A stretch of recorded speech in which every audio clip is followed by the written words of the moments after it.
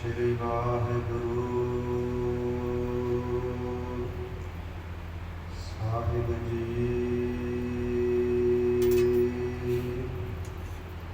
श्री नानक पाद पंकज बंधन पाद पंकज बंधन सिमरो अंगद दुख निकंदन अमरदास गुर हृदय आवो हृदय आवो रामदास गुण गावो श्री अर्जुन विघ्नन के नाशक विघ्नन के नाशक हर गोविंद सुख समत प्रकाशक श्री हर राय नमो कर जोरी नमो कर जोरी गुर हर कृष्ण मनाए बिहोरी तेज बहादुर परम कृपाला परम कृपाला श्री गुरु गोबिंद सिंह विसाला तारो तारा पार पुन पुन सीसा पुन पुन सीसा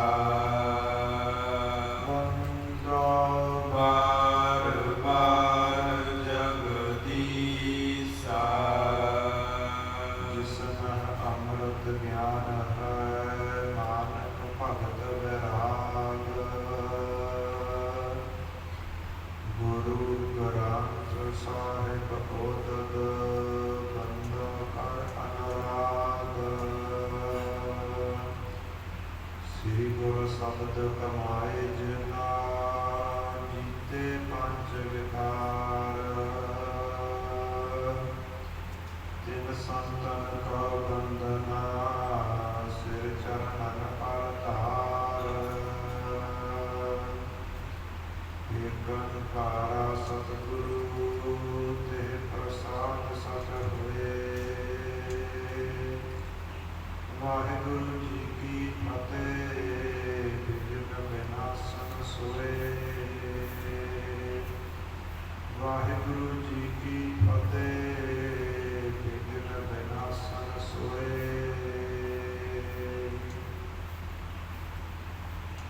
पतित पावन भक्त वशल कृपा निधान रहन तांदे सागर मीरी पीरी दे मालक साहिब श्री गुरु हरगोबिंद साहिब जियां दे पावन और पवित्र अस्थान के उपर साहिब श्री गुरु ग्रंथ साहिब जियां दे चरण परसर गुरु रूप गुरु खालसा साध संत जी सतगुरां दी अपार कृपा बख्शिश रहमत दा सरकार जो लड़ीवार गुर इतिहास दीयां कथा विचारां चल रहीआं ने आओ विचारां दी सांझ पाउण तो पहला गुरदेव सतगुरां द्वारा बख्शिश की गई फतेह दोहराइए पाइए आज्ञा आपको जी वाहिगुरु जी का खालसा वाहिगुरु जी की फतेह धन साहिब श्री गुरु नानक देव जियां दी परख कर रहा है राजा शिवनाथ जिस समय सतगुरां दी परख करन वास्ते पद्मनी जात दीयां औरतां सतगुरां दे कोल घल्लियां ने सतगुरां ने उन्हां नूं उपदेश दे करके निहाल कीता है विकारां तो रहत कीता है उन्हां दी अरदास बेनती कीती है सतगुरां कोलों सुख पा करके विकारां तो रहत हो करके सारियां इकट्ठियां हो करके जिस समय राजा शिवनाथ के दरबार अंदर पहुंचिया ने राजे ने जदों वो औरतां आईयां सतगुरां पासों वेखिया ने राजे ने सवाल किया है कि दसना करो किस तरह गुरु नानक की परख होई है, ये पूरा है या अधूरा है, ये तुसी दसना करो। जो सारियां दे विचों प्रधान औरत सी वो बोली है कि राजा शगनाल हुण तक इत्थे जिन्ने भी जपी तपी आए ने, जिन्ने भी साधु संत फकीर आए ने, कोई माया नूं वेख के डोलिया है, कोई सोने चांदी धन पदार्थां नूं, कोई सुंदर वस्त्रां नूं, कोई सुंदर खाणे नूं, ते जो बचे खुचे अपने आप नूं बड़े जती सती कहाउंदे सन, वो साडे सुंदर रूप वेख करके डोल गए सन। पर इन्हां दे उपर असीं विकारां दा बड़ा जोर पाया, हर हीला वरत लिया, समेर पर्वत दे वांग अडोल रहा है, ये गुरु नानक डोलिया नहीं। असीं सारियां ने बड़ी विकारां दी दृष्टि इन्हां दे उपर पाई है, साडियां निगाहां दा इन्हां उपर असर नहीं होया, पर गुरु नानक ने साडे उपर इक्को दृष्टि पाई है ते विकारां तो सानू रहत कर दिता है। सारी रात उपदेश दिता है, परमेश्वर का नाम जपाया है। इदां लगता है कि साडे पूर्वले पिछले चंगे कर्म जाग पाए ने, जो ऐसे गुरु नानक की संगत मिली है। बड़े पुरुष इत्थे आए ने, ये सारियां दे विचों उत्तम पुरुष ने, ते इन्हां ने सानू विकारां तो रहत कर दिता है। हुण जो विकारां दी गंदगी है वो सानू चंगी नहीं लगती, जो विषयां दी वासना है वो सानू चंगी नहीं लगती। साडे जन्म मरण के बंधन कट दिते ने, साडा शरीर विकारां तो रहत कर दिता है। ऐसे बोल बोले ने गुरु नानक ने, साडे तपदे सीने जो विकारां दे नाल ठार दिते ने। विकारां तो रहत करके सानू आनंद बख्शिया है। जदों राजा शिवनाथ इस प्रकार इन्हां औरतां दे वचन सुनता है, हिरदे अंदर बड़ा प्रसन्न होता है ते विचारा करता है। कलयुग का भयानक समा है, कलयुग के भयानक समय के अंदर कोई भी स्थिर नहीं, कोई भी टिकिया रहने वाला नहीं। इको एक गुरु नानक है जो विकारां तो रहत है, जो कलयुग के भयानक समय अंदर भी समेर पर्वत वांग टिकिया होया है। विकारां दी जो हवा चलती है, जिमें तेज हनेरियां दा पहाड़ा पहाड़, तेज हनेरियां पहाड़ का कुछ भी बिगाड़ नहीं सकदियां, कोई असर नहीं होता। इदा कलयुग के भयानक समय अंदर गुरु नानक पहाड़ वांग टिकिया है। मन के अंदर उत्साह आया है, प्रेम का उछाला आया है। सतगुरां दे दर्शनां लई दौड़िया है, पैरों में जोड़े भी नहीं पाए। जिस वृक्ष रुख थले सतगुरु जी विराजे हुए सन, जा करके उस रुख थले खड़ा है। पर साहिब श्री गुरु नानक देव जी ने राजे नूं आउंदियां वेख के पिठ कर लई है, उहदे वल वेखिया भी नहीं। धरती के उपर लम्मा पै करके सतगुरां नूं नमस्कार विनौत कीती है, अते उठ के खड़ा होकर के हाथ जोड़ करके सतगुरां दे चरण परसने चाहता है, पर महाराज जियां ने उहदे वल मुख नहीं कीता। सतगुरु जी उस नूं परखदे जदों 7.5 घंटे बतीत हो गए ने, फिर भी हाथ जोड़ के खड़ा है। फिर सतगुरां ने मुख करके क्या है, राजा शिवनाथ सुख शांत है, की हाल है तेरा। सतगुरां दे चरण ही ढह पिया है, नमस्कार कीती है कि महाराज आप जियां दी बाबत, आप जियां दियां वडियाइयां, आप जियां दे गुरसिख जो मन सुख शाहूकार है उसने बहुत कीतियां सन, दसियां सन, अज वेख भी लईआं ने। जो आप जियां दे महिमा दे वचन, आप जियां दे गुरसिख भाई मनसुख ने कहे सन, मैं सारे ही लिख लए सन कि आप जियां दा नाम गुरु नानक है। खतरी जात नाल संबंध रखते हो आप जी, इस प्रकार बेदियां दी कुल विच आप जियां दा प्रकाश होया है। ਕਿਰਪਾ ਕਰਕੇ ਮੈਨੂੰ ਇਹਦੇ ਬਾਰੇ ਖੁੱਲ੍ਹ ਕੇ ਦੱਸਣਾ ਕਰੋ, ਵਿਸਥਾਰ ਨਾਲ ਦੱਸੋ ਆਪਣੇ ਨਾਮ ਬਾਰੇ। ਮਹਾਰਾਜ ਜੀਆਂ ਨੂੰ ਸਵਾਲ ਕੀਤਾ ਹੈ ਰਾਜੇ ਸ਼ਿਵਨਾਥ ਨੇ, ਮਹਾਰਾਜ ਆਪ ਜੀਆਂ ਦਾ ਗੁਰੂ ਕੌਣ ਹੈ? ਆਪ ਜੀ ਕਿਤੇ ਗੋਰਖਨਾਥ ਦੇ ਚੇਲੇ ਤਾਂ ਨਹੀਂ, ਪਹਾੜਾਂ ਤੋਂ ਆਏ ਹੋਏ ਜੋਗੀ ਤਾਂ ਨਹੀਂ, ਆਪ ਜੀਆਂ ਦਾ ਲਿਬਾਸ ਰਹਿਣੀ ਸਹਿਣੀ ਜੋ ਜੋਗੀਆਂ ਵਰਗੀ ਹੈ। ਧੰਨ ਸਾਹਿਬ ਸ੍ਰੀ ਗੁਰੂ ਨਾਨਕ ਦੇਵ ਜੀ ਮਹਾਰਾਜ ਕਹਿੰਦੇ, ਭਾਈ ਮੇਰੇ ਖਿਆਲ ਨਾਲ ਅਸਲ ਵਿੱਚ ਜੋਗੀ ਉਹ ਹੈ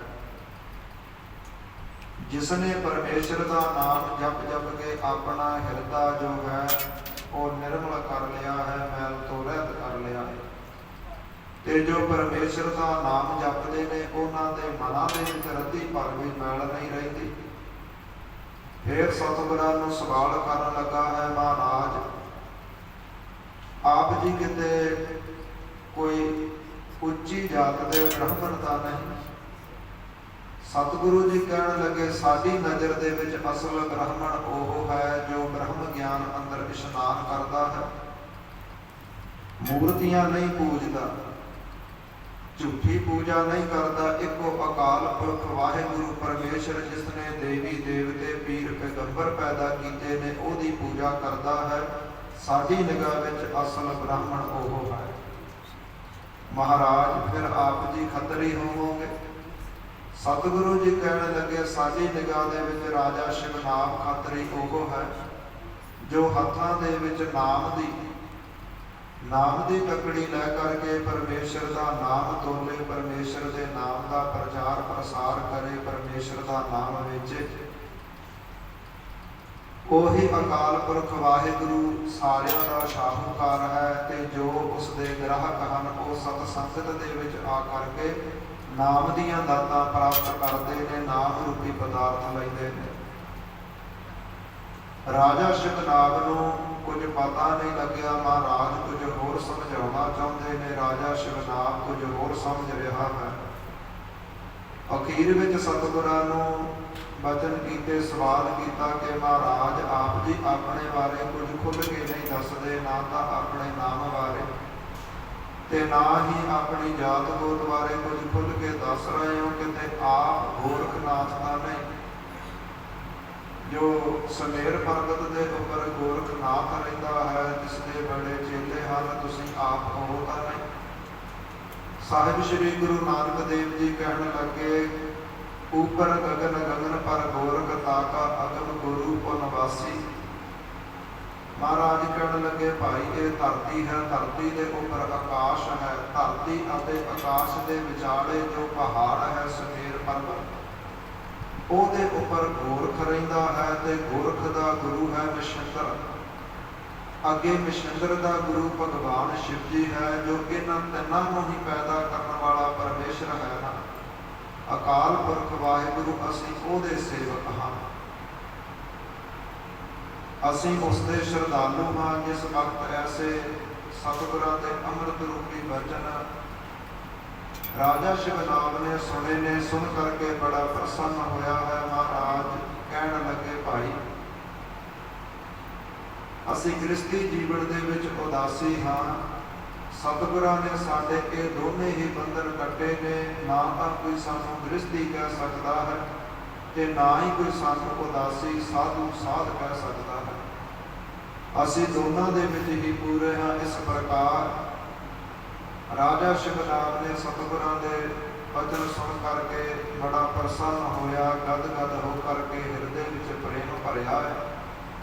ਸਤਿਗੁਰਾਂ ਨੂੰ ਬਚਨ ਕਰਨ ਲੱਗਾ ਹੈ ਕਿ ਮਹਾਰਾਜ ਜਨਮ ਤਨ ਵਡਭਾਗ ਹਮਾਰਾ, ਸਾਡਾ ਜਿਹੜਾ ਇਹ ਜਨਮ ਹੈ ਆਪ ਜੀਆਂ ਦੇ ਦਰਸ਼ਨ ਕਰਕੇ ਸਫਲਾ ਹੋਇਆ ਹੈ, ਵੱਡੇ ਭਾਗ ਜਾਗੇ ਨੇ। ਆਪ ਜੀਆਂ ਦੀ ਉਪਮਾ ਕਹਿ ਨਹੀਂ ਸਕਦੇ, ਮੇਰੀ ਜ਼ਬਾਨ ਅੰਦਰ ਇੰਨਾ ਬਲ ਨਹੀਂ, ਇੰਨਾ ਰਸ ਨਹੀਂ ਕਿ ਆਪ ਜੀਆਂ ਦੀ ਵਡਿਆਈ ਕਰ ਸਕਾਂ। ਆਪ ਜੀ ਮੇਰੇ ਮਨ ਦੀਆਂ ਸਭ ਜਾਣਨ ਵਾਲੇ ਹੋ, ਮੇਰੀ ਐਸੀ ਬੁੱਧੀ ਕਿ ਆਪ ਜੀਆਂ ਦਾ ਅਸਲ ਰੂਪ ਪਹਿਚਾਣ ਸਕਾਂ।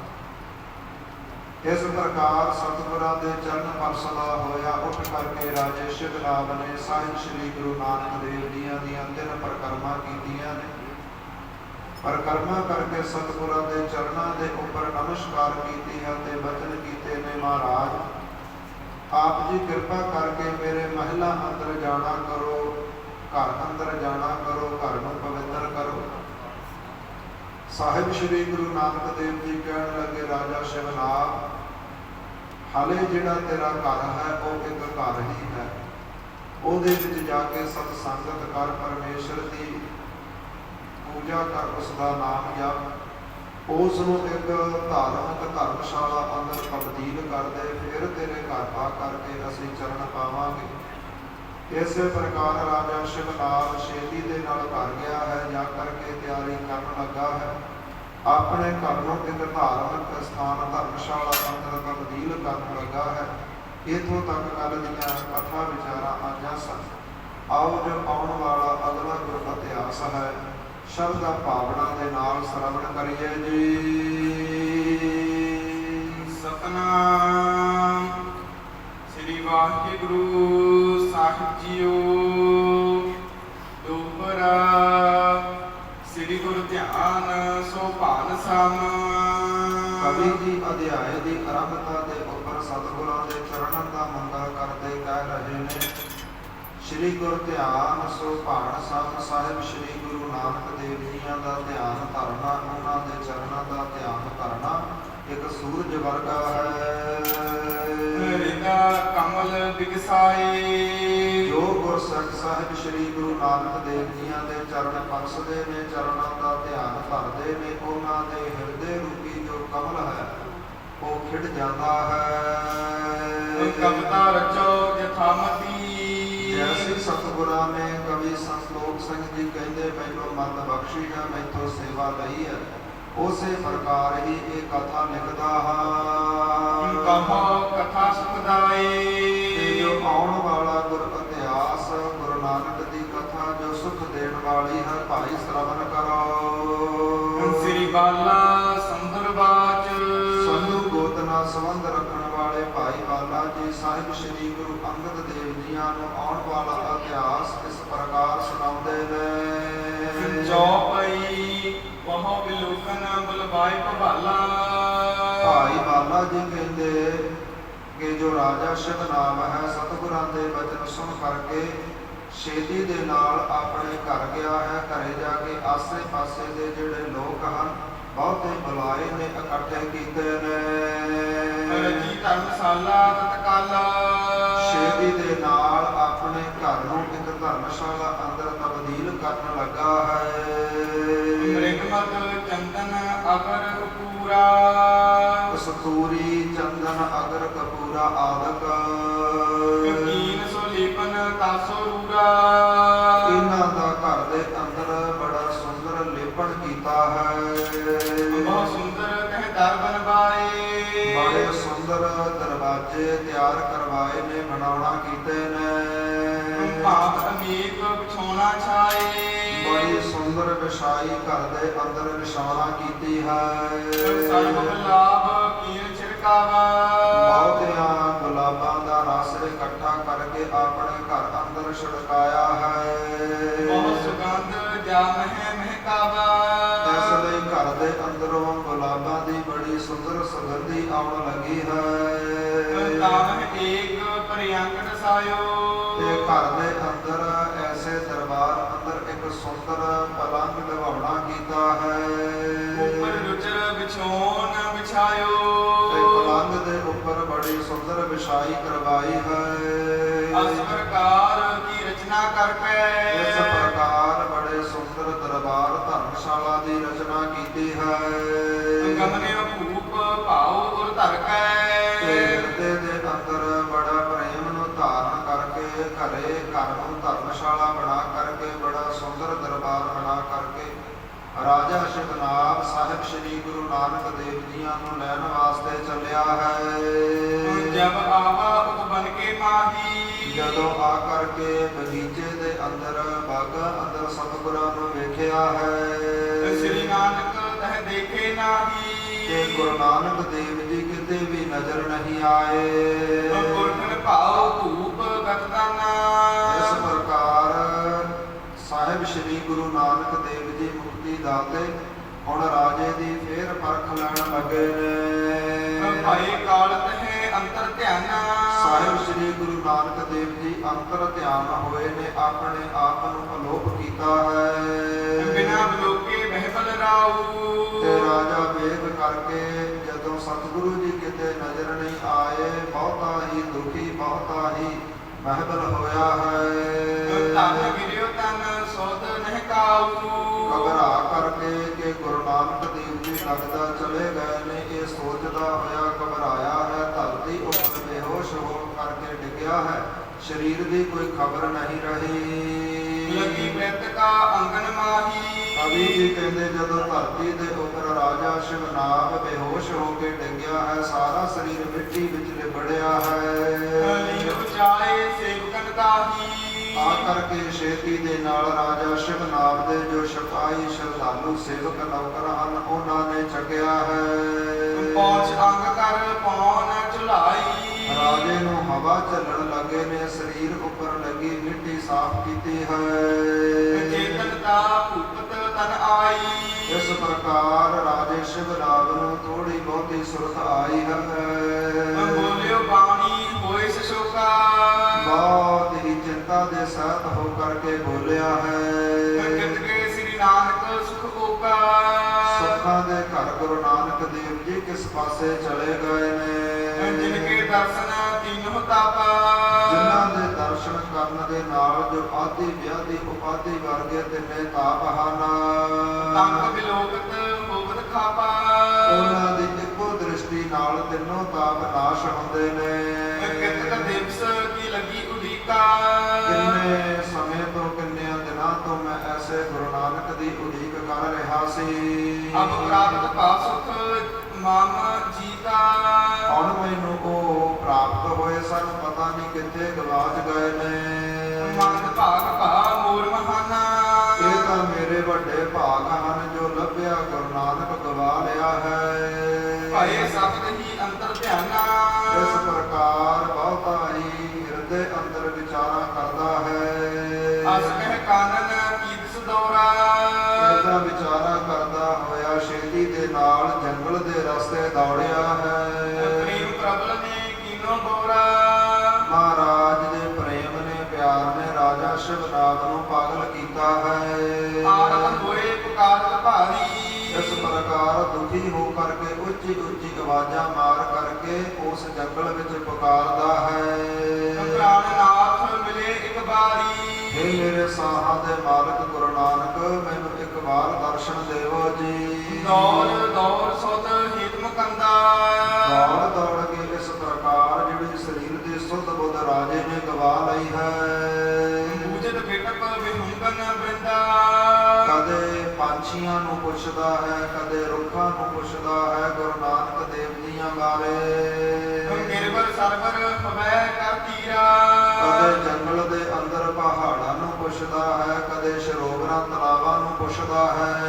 ਤੁਮ ਦੇਖਿਓ ਕਿਤ ਗੁਣੀ ਕਹੀਰਾ।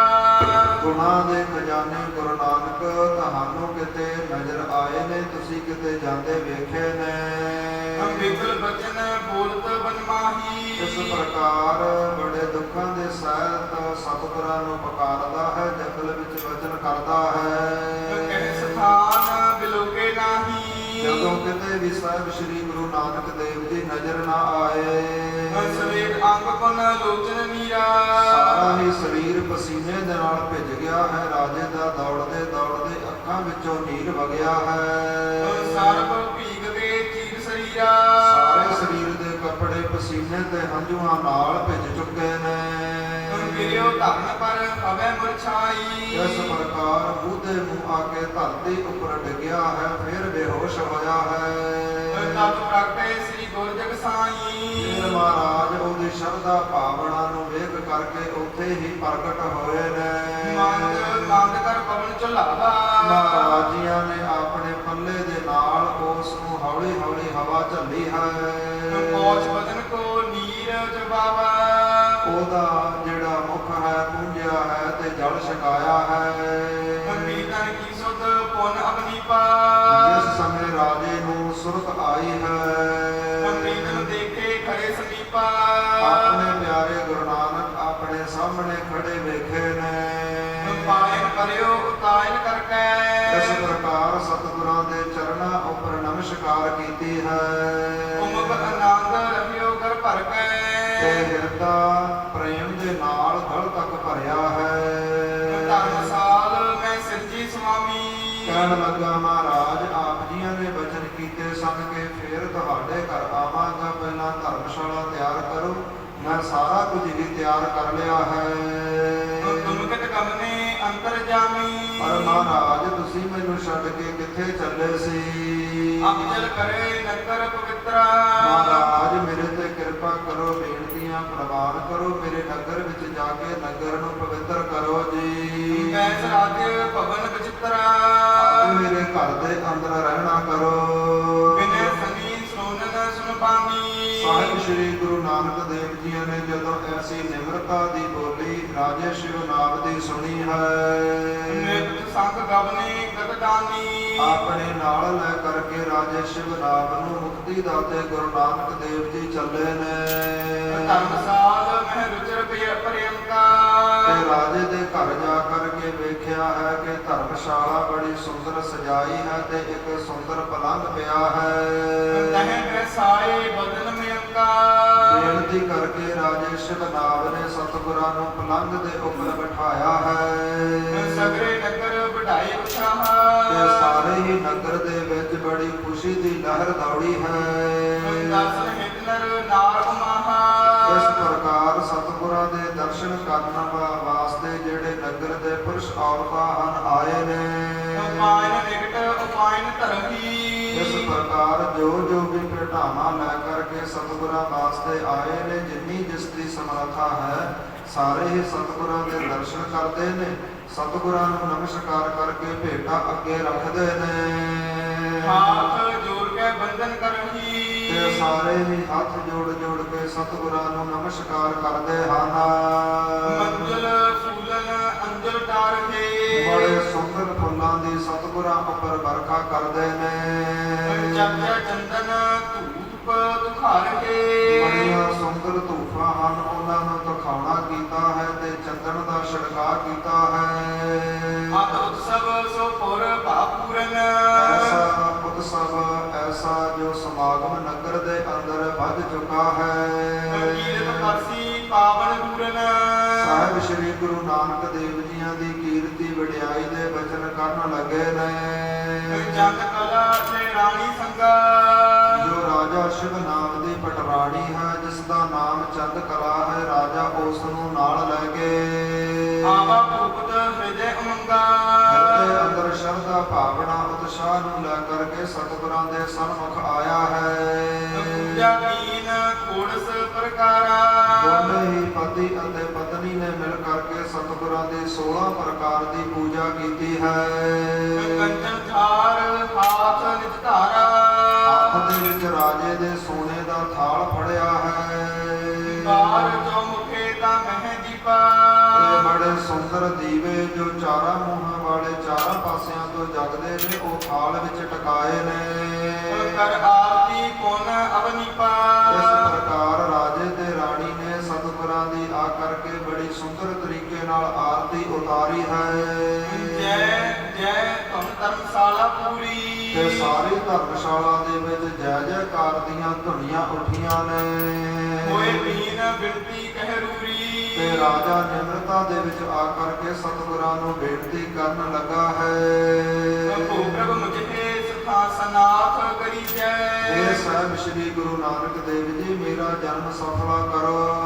ਚਰਨ ਸਰਨ ਕੋ ਪਰਨਾ ਦੀਜੈ ਮੈਨੂੰ ਆਪਣੇ ਚਰਨਾਂ ਦੇ ਵਿੱਚ ਸ਼ਰਨ ਬਖਸ਼ੋ ਜੀ। ਕਰੋ ਆਪਨੋ ਵਰ ਉਪਦੇਸੂ ਮਹਾਰਾਜ ਮੈਨੂੰ ਸ੍ਰੇਸ਼ਟ ਉਪਦੇਸ਼ ਦੇ ਕਰਕੇ ਜਿਹਤੇ ਮਿਟਹਿ ਜਗਤ ਕਲੇਸੂ ਜਿਸ ਦੇ ਨਾਲ ਜਿਹੜੇ ਸੰਸਾਰ ਦੇ ਜਨਮ ਮਰਨ ਦੇ ਬੰਧਨ ਹਨ, ਕਲੇਸ਼ ਹਨ, ਇਹ ਸਾਰੇ ਹੀ ਨਾਸ਼ ਹੋ ਜਾਣ ਜੀ। ਸਰਬ ਦੇਸ ਕੋ ਕਰੋ ਕਰਤਾਰਥ ਮੇਰੇ ਸਾਰੇ ਦੇਸ਼ ਨੂੰ ਵੀ ਸਫਲਾ ਕਰ ਦੇਵੋ, ਭਾਗਾਂ ਵਾਲਾ ਕਰ ਦੇਵੋ। ਤੁਮ ਬਚਨ ਮਹਿ ਚਤੁਰ ਪਦਾਰਥ ਮਹਾਰਾਜ ਆਪ ਜੀਆਂ ਦੇ ਬਚਨਾਂ ਦੇ ਵਿੱਚ ਹੀ, ਆਪ ਜੀਆਂ ਦੇ ਉਪਦੇਸ਼ ਵਿੱਚ ਹੀ ਚਾਰਾਂ ਪਦਾਰਥਾਂ ਦੀ ਪ੍ਰਾਪਤੀ ਹੈ। ਆਪ ਜੀਆਂ ਦੇ ਬਚਨਾਂ ਦੇ ਨਾਲ ਹੀ ਧਰਮ ਕਮਾਇਆ ਜਾਂਦਾ ਹੈ। ਧਨ ਦੌਲਤ ਪਦਾਰਥਾਂ ਦੀ ਪ੍ਰਾਪਤੀ ਹੈ। ਮਨ ਦੀਆਂ ਕਾਮਨਾਵਾਂ ਪੂਰੀਆਂ ਹੁੰਦੀਆਂ ਨੇ। ਤੇ ਅਖੀਰ ਦੇ ਵਿੱਚ ਜਦੋਂ ਮਨੁੱਖ ਲੋਕ ਨੂੰ ਛੱਡ ਕੇ ਪਰਲੋਕ ਜਾਂਦਾ ਹੈ ਤੇ ਮੁਕਤੀ ਪ੍ਰਾਪਤ ਹੁੰਦੀ ਹੈ। ਆਪ ਜੀਆਂ ਦੇ ਚਰਨਾਂ ਦੇ ਵਿੱਚ, ਆਪ ਜੀਆਂ ਦੇ ਬਚਨਾਂ ਦੇ ਉਪਦੇਸ਼ ਵਿੱਚ ਹੀ ਧਰਮ, ਅਰਥ, ਕਾਮ, ਮੋਖ ਦੀ ਚਾਰਾਂ ਪਦਾਰਥਾਂ ਦੀ ਪ੍ਰਾਪਤੀ ਹੈ ਜੀ। ਅਸ ਪ੍ਰਕਾਰ ਕੀ ਬਿਨਤੀ ਸੁਣ ਕੇ ਇਸ ਪ੍ਰਕਾਰ ਰਾਜਾ ਸ਼ਿਵ ਨਾਮ ਦੀ ਜਦੋਂ ਸਤਿਗੁਰਾਂ ਨੇ ਬੇਨਤੀ ਸੁਣੀ ਹੈ, ਬੋਲੇ ਦਿਆਲ ਬਿਰਦ ਵਿਜ ਜਨ ਕੈ। ਸਾਹਿਬ ਸ੍ਰੀ ਗੁਰੂ ਨਾਨਕ ਦੇਵ ਜੀ ਮਹਾਰਾਜ ਆਪਣਿਆਂ ਗੁਰਸਿੱਖਾਂ ਦੀ ਸੇਵਕਾਂ ਦੀ ਬਿਰਧ ਰੱਖਦੇ ਹੋਏ ਮਹਾਰਾਜ ਬੋਲੇ ਨੇ, ਮਨ ਕੋ ਰੋਕਨ ਨਿਰਮਲ ਕਰਨ। ਕਿ ਰਾਜਾ ਸ਼ਿਵਨਾਗ ਜਿਸ ਮਨੁੱਖ ਨੇ ਆਪਣੇ ਮਨ ਦੀਆਂ ਸੰਕਲਪਾਂ ਫੁਰਨਿਆਂ ਨੂੰ ਰੋਕ ਲਿਆ, ਆਪਣਾ ਮਨ, ਆਪਣਾ ਸਰੀਰ ਪਵਿੱਤਰ ਕਰ ਲਿਆ ਹੈ। ਜਹੀ ਉਪਾਪ ਕਲੇਸ਼ਨ ਹਰਨ। ਇਹੀ ਇੱਕੋ ਇੱਕ ਉਪਾਅ ਹੈ ਸੰਸਾਰ ਦੀਆਂ ਦੁੱਖਾਂ ਨੂੰ ਨਾਸ਼ ਕਰਨ ਦਾ, ਉਹਨਾਂ ਤੋਂ ਬਚਣ ਦਾ, ਕਿ ਆਪਣੇ ਜੋ ਮਨ ਦੇ ਫੁਰਨੇ ਹਨ, ਸੰਕਲਪ ਹਨ, ਇਹਨਾਂ ਨੂੰ ਰੋਕ ਲਿਆ ਜਾਵੇ, ਮਨ ਸਰੀਰ ਪਵਿੱਤਰ ਕਰ ਲਿਆ ਜਾਵੇ। ਨਾਮੀ ਜਨ ਕੋ ਹੈ ਵਿਦ ਦੋ। ਤੇ ਇਹ ਦੋ ਤਰੀਕਿਆਂ ਦੇ ਨਾਲ ਨਾਸ਼ ਕੀਤੀ ਜਾਂਦੀ ਹੈ। ਵੇਦ ਸੰਤ ਬਨ ਭਗਤ ਸੋ।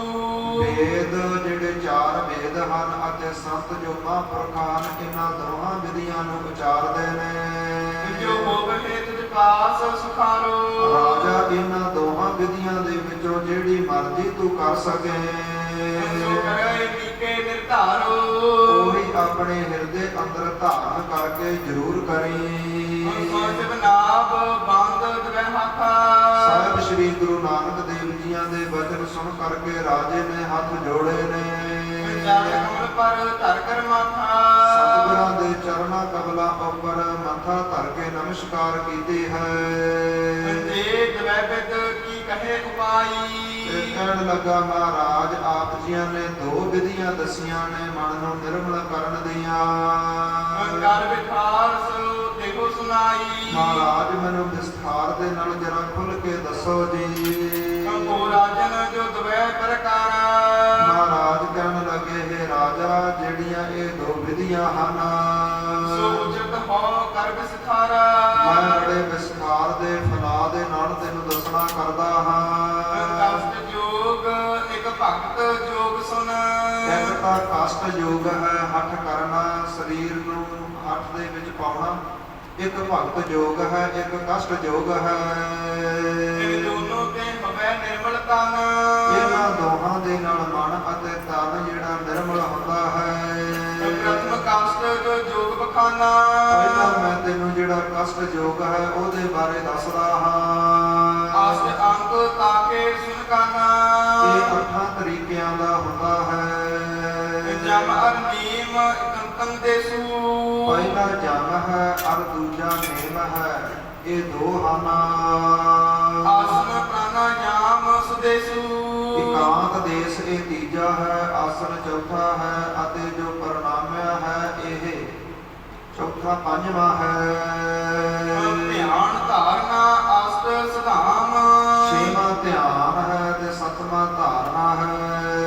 ਪਾਏ ਪਰਮ ਪਦ ਇਨਕੋ ਸਾਧ। ਤੇ ਜਿਹੜਾ 8ਵਾਂ ਹੈ ਉਹ ਸਮਾਧੀ ਦੇ ਵਿੱਚ ਆਉਣਾ ਹੈ। 8 ਹਨ। ਪਾਏ ਪਰਮ ਪਦ ਇਨਕੋ ਸਾਧ। ਇਹਨਾਂ ਦੀ ਸਾਧਨਾ ਕਰਕੇ, ਇਹਨਾਂ ਨੂੰ ਸਾਧ ਕਰਕੇ ਤੇ ਮਨੁੱਖ ਜਿਹੜਾ ਪਰਮ ਪਦ ਲਈ ਮੁਕਤੀ ਪ੍ਰਾਪਤ ਕਰਦਾ ਹੈ। ਪ੍ਰਥਮੇ ਜਮ ਸੋ 10 ਪ੍ਰਕਾਰ। ਪਹਿਲਾਂ ਤੈਨੂੰ ਜਿਹੜਾ ਪਹਿਲਾਂ ਹੀ ਜਮ ਆਇਆ ਸੀ ਉਹਦੇ ਬਾਰੇ ਦੱਸਦਾ ਹਾਂ। ਇਹ ਅੱਗੇ 10 ਪ੍ਰਕਾਰ ਦਾ ਹੈ। ਲੱਛਣ ਤਿਨ ਕੋ ਕਰੋ ਬਿਠਾਰਾ। ਮੈਂ ਇਹਨਾਂ ਦੇ ਜਿਹੜੇ ਲੱਛਣ ਹਨ 10 ਪ੍ਰਕਾਰ ਦੇ ਦੱਸਦਾ ਹਾਂ। ਦੂਸਰਾ ਏਕ ਅਹਿੰਸਾ ਜਾਣੈ। ਇੱਕ ਤਾਂ ਅਹਿੰਸਾ ਜਾਣ ਲੈਵੋ ਕਿ ਜੀਵ ਹੱਤਿਆ ਨਹੀਂ ਕਰਨੀ। ਮਨ ਵਿੱਚ ਕਾਇਆ ਤੀਨ। ਤੇ ਜਿਹੜੀ ਇਹ ਅਹਿੰਸਾ ਹੈ ਇਹ ਮਨ ਕਰਕੇ, ਬਾਣੀ ਕਰਕੇ, ਸਰੀਰ ਕਰਕੇ 3 ਪ੍ਰਕਾਰ ਦੀ ਹੁੰਦੀ ਹੈ। ਕੋ ਬੁਰਾ ਜੇ ਚਿਤ ਬਨਾ। ਤੇ ਜਿਹੜਾ ਮਨ ਦੇ ਵਿੱਚ ਕਿਸੇ ਦਾ ਬੁਰਾ ਚਿਤਕਣਾ, ਬੁਰਾ ਸੋਚਣਾ ਹੈ, ਮਨ ਕੀ ਹਿੰਸਾ ਚੀਨ। ਇਹ ਮਨ ਦੇ ਨਾਲ ਕਿਸੇ ਜੀਵ ਨੂੰ ਮਾਰਨ ਦੇ ਬਰਾਬਰ ਹੈ। ਇੱਕ ਤਾਂ ਸਪਸ਼ਟ ਰੂਪ ਵਿੱਚ ਜੀਵ ਹੱਤਿਆ ਕਰਨੀ, ਗਲ ਵੱਢਣਾ। ਇੱਕ ਮਨ ਦੇ ਅੰਦਰ ਸੋਚ ਕਰਕੇ ਹੀ ਕਿਸੇ ਦੇ ਔਗਣ ਚ ਤਾਰ ਕਰਕੇ, ਕਿਸੇ ਬਾਰੇ ਬੁਰਾ ਸੋਚ ਕਰਕੇ, ਚੁਗਲੀ ਨਿੰਦਿਆ ਕਰ ਕਰਕੇ ਇਸ ਪ੍ਰਕਾਰ ਇਹ ਵੀ ਇੱਕ ਹਿੰਸਾ ਹੈ, ਇਹ ਵੀ ਇੱਕ ਕਤਲ ਕਰਨ ਦੇ ਬਰਾਬਰ ਹੈ ਰਾਜਾ ਸ਼ਿਵਨਾਗ। ਇਸ ਪ੍ਰਕਾਰ ਸਾਹਿਬ ਸ੍ਰੀ ਗੁਰੂ ਨਾਨਕ ਦੇਵ ਜੀ ਮਹਾਰਾਜ ਰਾਜੇ ਸ਼ਿਵਨਾਗ ਨੂੰ ਉਪਦੇਸ਼ ਦੇ ਰਹੇ ਨੇ, ਉਸ ਨੂੰ ਕਸ਼ਟ ਯੋਗ ਅਤੇ ਭਗਤ ਯੋਗ ਬਾਰੇ ਦੱਸ ਰਹੇ ਨੇ ਕਿ ਜਿਨ੍ਹਾਂ ਦੀ ਸਾਧਨਾ ਕਰਕੇ ਰਾਜਾ ਤੂੰ ਆਪਣਾ ਮਨ ਅਤੇ ਤਨ ਨਿਰਮਲ ਕਰ ਲਵੇਂਗਾ।